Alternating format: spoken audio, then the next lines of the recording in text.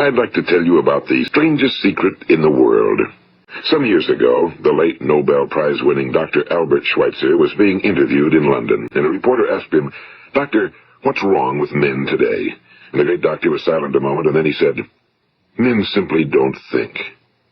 It's about this that I want to talk with you.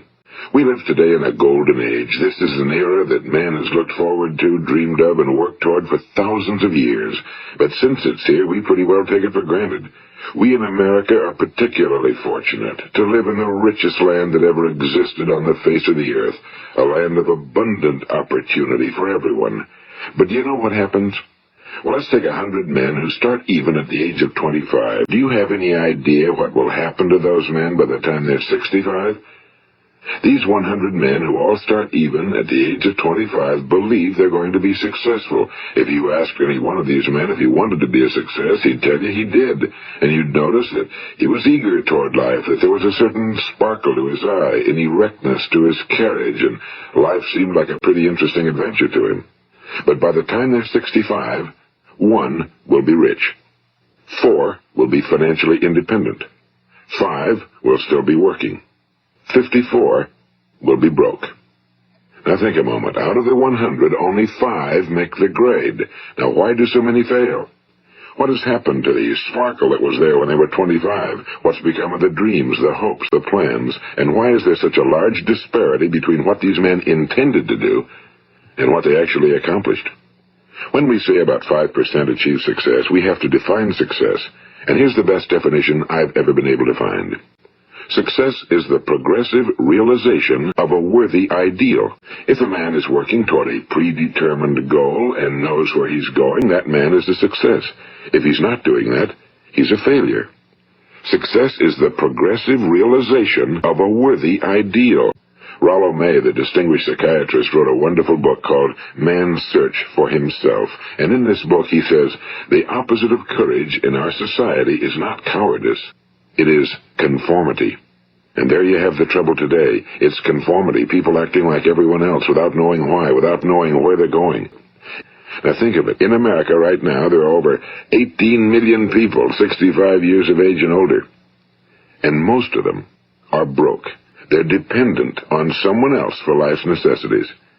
Now, we learn to read by the time we're 7. We learn to make a living by the time we're 25. Usually by that time, we're not only making a living, we're supporting a family. And yet by the time we're 65, we haven't learned how to become financially independent in the richest land that has ever been known. Why? We conform. And the trouble is that we're acting like the wrong percentage group, the 95 who don't succeed. Now, why do these people conform? Well, they really don't know. These people believe that their lives are shaped by circumstances, by things that happen to them, by exterior forces. They're outer-directed people. A survey was made one time that covered a lot of men, working men, and these men were asked, why do you work? Why do you get up in the morning? 19 out of 20 had no idea. If you ask them, they'll say, well, everyone goes to work in the morning, and that's the reason they do it, because everyone else is doing it. Now let's get back to our definition of success. Who succeeds?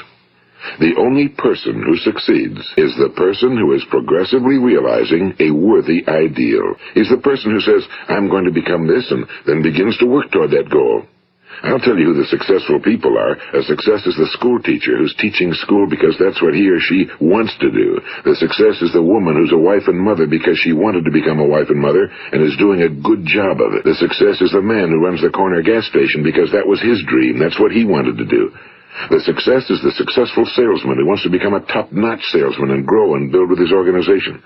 A success is anyone who is doing deliberately a predetermined job because that's what he decided to do deliberately. But only 1 out of 20 does that. That's why today there isn't really any competition unless we make it for ourselves. Instead of competing, all we have to do is create. You know, for 20 years I looked for the key which would determine what would happen to a human being. Was there a key I wanted to know which would make the future a promise that we could foretell to a large extent? Was there a key that would guarantee a person's becoming successful if he only knew about it and knew how to use it? Well, there is such a key, and I've found it. Have you ever wondered why so many men work so hard and honestly without ever achieving anything in particular, and others don't seem to work hard and yet seem to get everything? They seem to have the magic touch. You've heard them say that about someone. Everything he touches turns to gold. And have you ever noticed that a man who becomes successful tends to continue to become successful? And on the other hand, have you noticed how a man who's a failure tends to continue to fail? Well, it's because of goals. Some of us have goals, some don't. People with goals succeed because they know where they're going. It's that simple. Think of a ship leaving a harbor, and think of it with the complete voyage mapped out and planned. The captain and crew know exactly where it's going and how long it'll take. It has a definite goal. Now, 9,999 times out of 10,000, it will get to where it started out to get. Now let's take another ship, just like the first, only let's not put a crew on it or a captain at the helm. Let's give it no aiming point, no goal, no destination. We just start the engines and let it go. I think you'll agree with me that if it gets out of the harbor at all, it will either sink or wind up on some deserted beach, a derelict. It can't go anyplace because it has no destination and no guidance, and it's the same with a human being. Take the salesman, for example. There's no other person in the world today with the future of a good salesman. Selling is the world's highest paid profession, if we're good at it, and if we know where we're going. Every company needs top-notch salesmen, and they reward those men. The sky's the limit for them. But how many can you find? Someone once said the human race is fixed, not to prevent the strong from winning, but to prevent the weak from losing. The American economy today can be likened to a convoy in time of war. The entire economy is slowed down to protect its weakest link, just as the convoy had to go at the speed that would permit its slowest vessel to remain in formation. That's why it's so easy to make a living today. It takes no particular brains or talent to make a living and support a family today.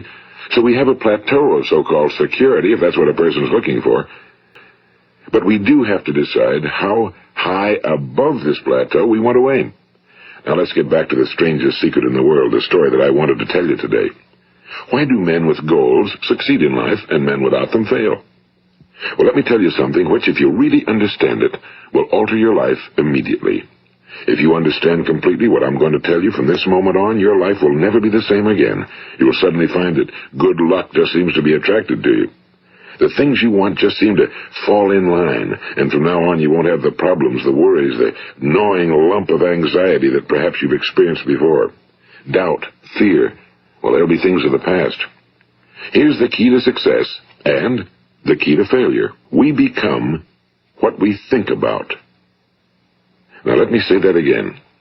We become what we think about. Throughout all history, the great wise men and teachers, philosophers and prophets have disagreed with one another on many different things. It's only on this one point that they are in complete and unanimous agreement. Listen to what Marcus Aurelius, the great Roman emperor, said. A man's life is what his thoughts make of it. Disraeli said this, everything comes if a man will only wait. I've brought myself by long meditation to the conviction that a human being with a settled purpose must accomplish it, and that nothing can resist a will that will stake even existence for its fulfillment. Ralph Waldo Emerson said this, a man is what he thinks about all day long.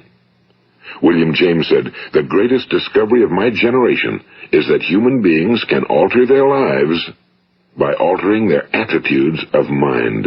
And he also said, we need only in cold blood act as if the thing in question were real, and it will become infallibly real by growing into such a connection with our life that it will become real. It will become so knit with habit and emotion that our interest in it will be those which characterize belief. And he also said, if you only care enough for a result, you will almost certainly attain it. If you wish to be rich, you will be rich. If you wish to be learned, you will be learned. If you wish to be good, you will be good. Only you must then really wish these things and wish them exclusively, and not wish at the same time 100 other incompatible things just as strongly.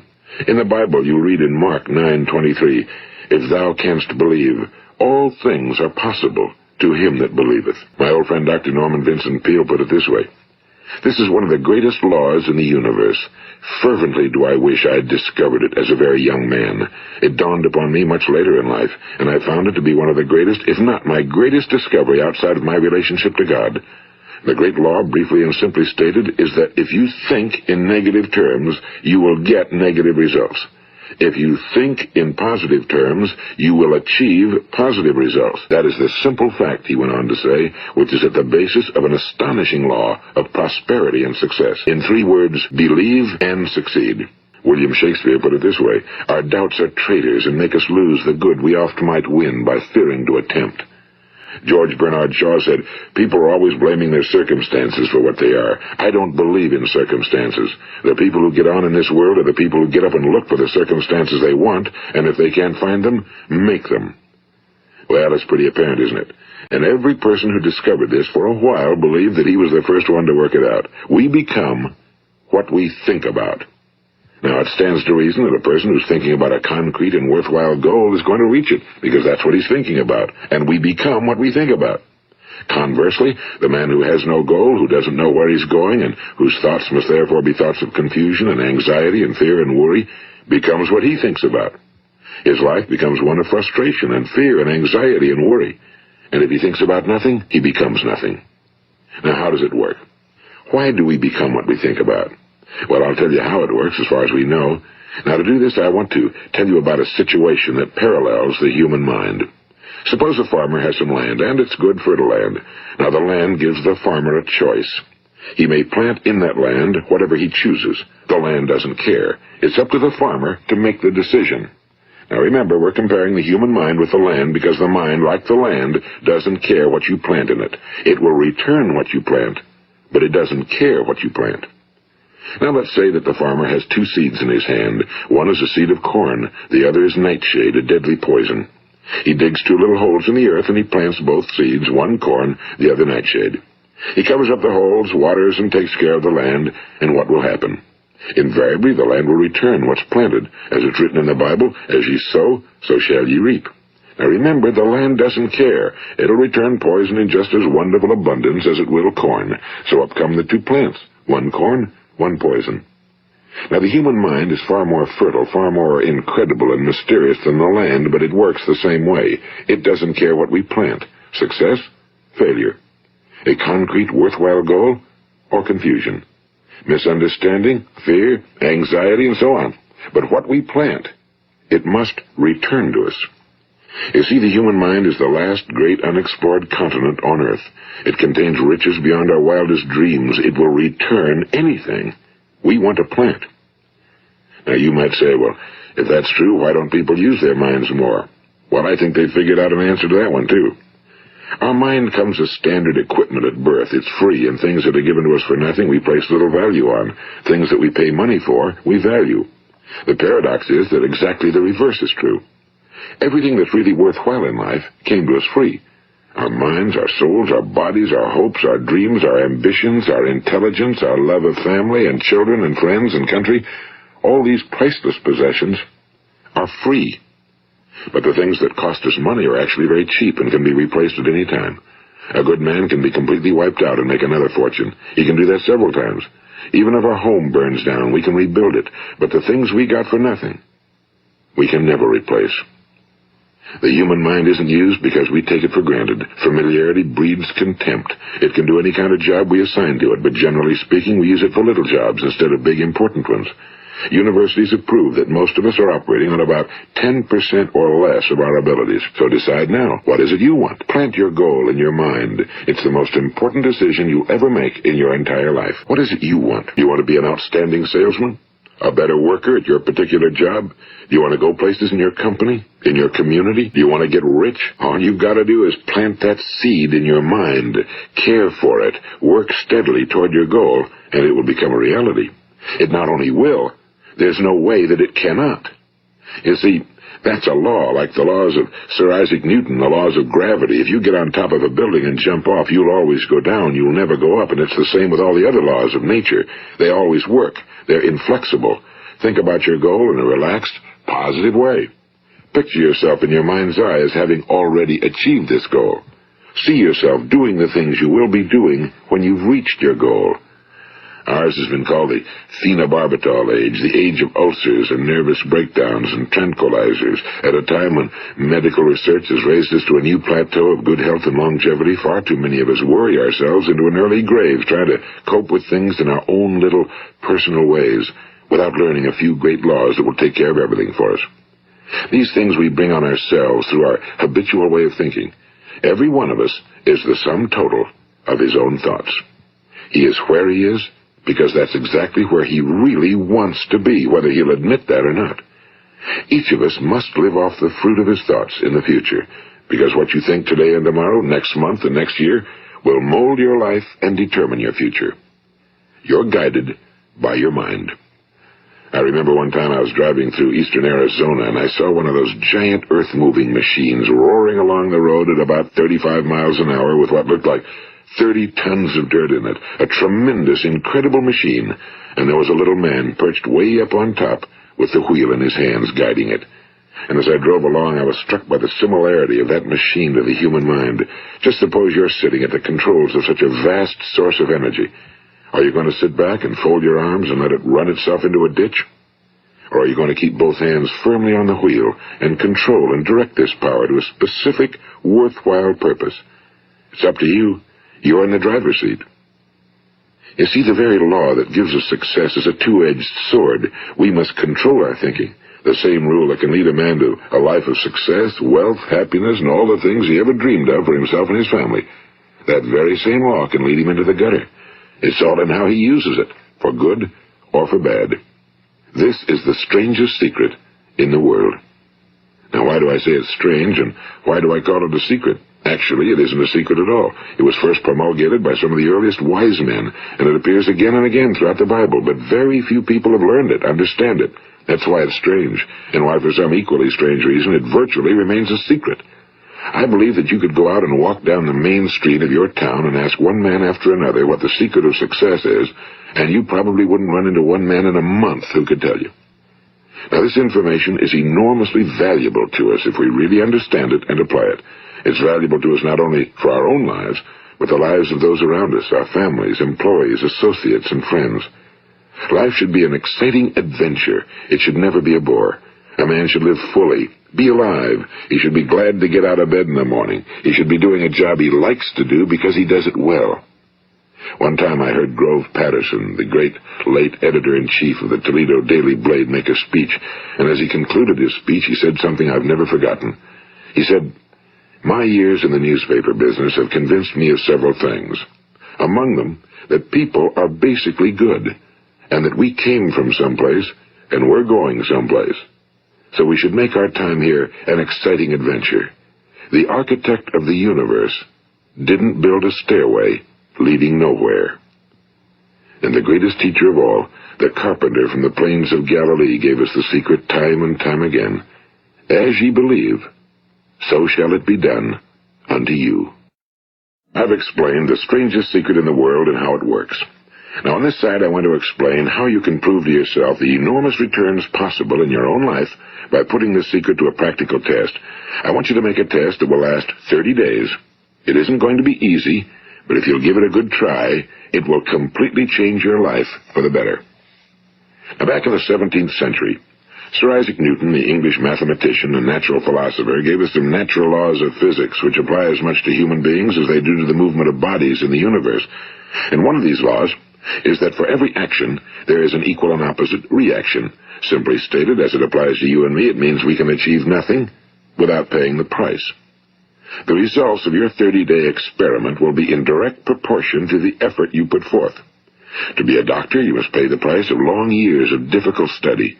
To be successful in selling, and remember that each of us succeeds to the extent of his ability to sell, selling our families on our ideas, selling education in schools, selling our children on the advantages of living the good and honest life, selling our associates and employees on the importance of being exceptional people. To, of course, the profession of selling itself. But to be successful in selling our way to the good life, we must be willing to pay the price. Now, what is that price? Well, it's many things. First, it's understanding emotionally, as well as intellectually, that we literally become what we think about, that we must control our thoughts if we're to control our lives.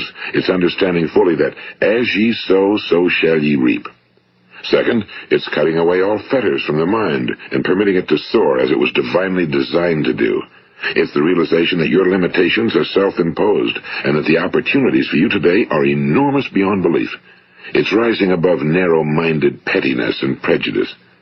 And third, it's using all your courage to force yourself to think positively on your own problem, to set a definite and clearly defined goal for yourself, to let your marvelous mind think about your goal from all possible angles, to let your imagination speculate freely upon many different possible solutions, to refuse to believe that there are any circumstances sufficiently strong to defeat you in the accomplishment of your purpose, to act promptly and decisively when your course is clear, and to keep constantly aware of the fact that you are, at this moment, standing in the middle of your own acres of diamonds, as Russell Conwell used to point out. And fourth, save at least 10% of every dollar you earn. It's also remembering that no matter what your present job, it has enormous possibilities, if you're willing to pay the price. Now let's just go over the important points in the price each of us must pay to achieve the wonderful life that can be ours. It is, of course, worth any price. 1. You will become what you think about. 2. Remember the word imagination and let your mind begin to soar. 3. Courage. Concentrate on your goal every day. 4. Save 10% of what you earn. And 5. Action. Ideas are worthless unless we act on them. Now I'll try to outline the 30-day test I want you to make. Keep in mind that you have nothing to lose by making this test and everything you could possibly want to gain. There are 2 things that may be said of everyone. Each of us wants something, and each of us is afraid of something. I want you to write on a card what it is you want more than anything else. It may be more money. Perhaps you'd like to double your income or make a specific amount of money. It may be a beautiful home. It may be success at your job. It may be a particular position in life. It could be a more harmonious family. Each of us wants something. Now write down on your card specifically what it is you want. Make sure it's a single goal and clearly defined. You needn't show it to anyone, but carry it with you so that you can look at it several times a day. Think about it in a cheerful, relaxed, positive way each morning when you get up, and immediately you have something to work for, something to get out of bed for, something to live for. Look at it every chance you get during the day and just before going to bed at night. And as you look at it, remember that you must become what you think about, and since you're thinking about your goal, you realize that soon it will be yours. In fact, it's yours really the moment you write it down and begin to think about it. Look at the abundance all around you as you go about your daily business. You have as much right to this abundance as any other living creature. It's yours for the asking. Now we come to the difficult part. Difficult because it means the formation of what is probably a brand new habit, and new habits are not easily formed. Once formed, however, it will follow you for the rest of your life. Stop thinking about what it is you fear. Each time a fearful or negative thought comes into your consciousness, replace it with a mental picture of your positive and worthwhile goal. And there'll come times when you'll feel like giving up. It's easier for a human being to think negatively than positively. That's why only 5% are successful. You must begin now to place yourself in that group. For 30 days, you must take control of your mind. It will think about only what you permit it to think about. Each day for this 30-day test, do more than you have to do. In addition to maintaining a cheerful, positive outlook, give of yourself more than you've ever done before. Do this knowing that your returns in life must be in direct proportion to what you give. The moment you decide on a goal to work toward, you're immediately a successful person. You are then in that rare and successful category of people who know where they're going.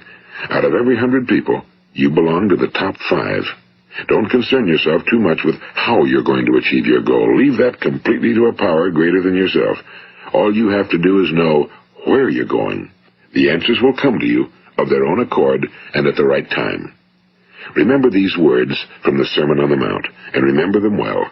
Keep them constantly before you this month of your test. Ask, and it shall be given you. Seek, and ye shall find. Knock, and it shall be opened unto you.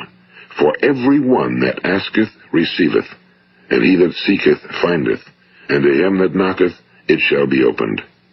It's as marvelous and as simple as that. In fact, it's so simple that in our seemingly complicated world, it's difficult for an adult to understand that all he needs is a purpose and faith.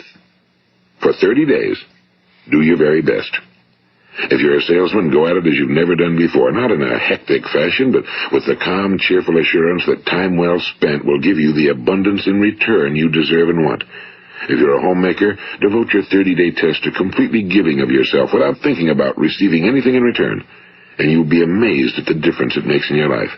No matter what your job, do it as you've never done it before for 30 days. And if you've kept your goal before you every day, you'll wonder and marvel at this new life you've found. Dorothea Brand, the outstanding editor and writer, discovered it for herself and tells about it in her fine book, Wake Up and Live. Her entire philosophy is reduced to the words, act as though it were impossible to fail.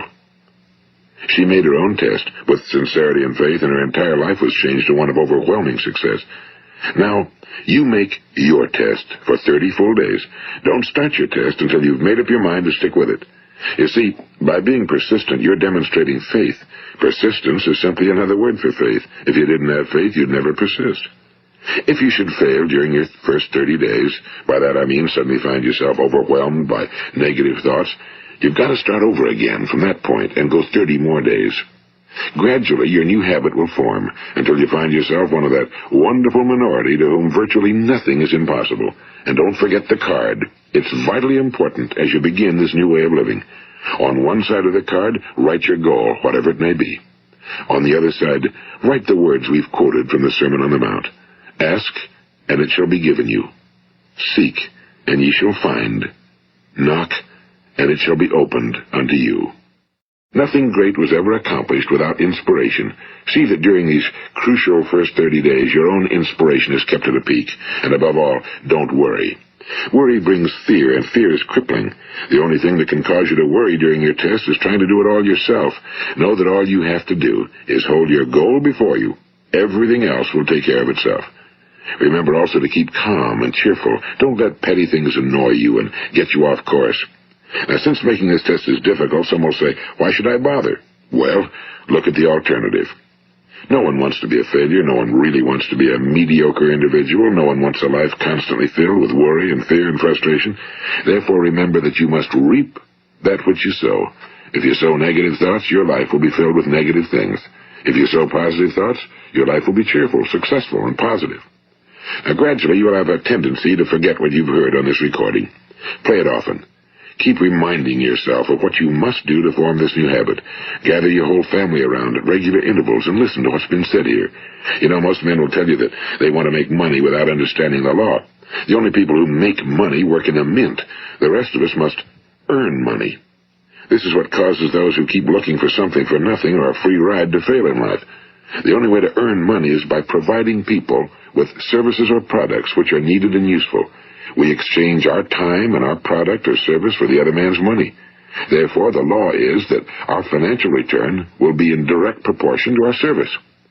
Now, success is not the result of making money. Making money is the result of success, and success is in direct proportion to our service. Most people have this law backwards. They believe that you're successful if you earn a lot of money. The truth is that you can only earn money after you're successful. It's like the story of the man who sat in front of the stove and said to it, give me heat, and then I'll add the wood. How many men and women do you know, or do you suppose there are today, who take the same attitude toward life? There are millions.